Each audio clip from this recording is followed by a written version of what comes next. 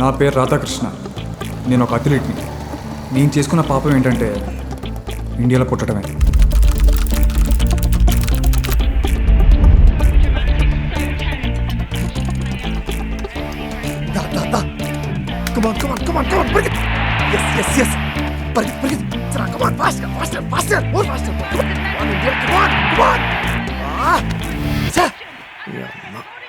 ఒక్కసారి గెలవరంటే వీళ్ళు గెలవడానికి ఆడర్రా వీళ్ళు.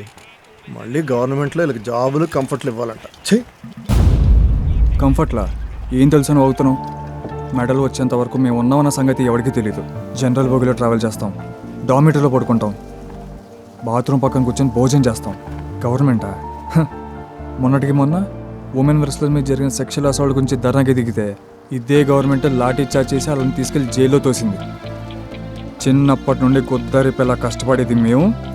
మెడల్ రాగానే ఫ్రీగా క్రెడిట్లు కొట్టేది స్పోర్ట్స్ అథారిటీలు, సీఎంలు, పిఎంలు. అందుకేరా ఇండియాలో పుట్టినందుకు సిగ్గుపడుతున్నాను. పాంచత్.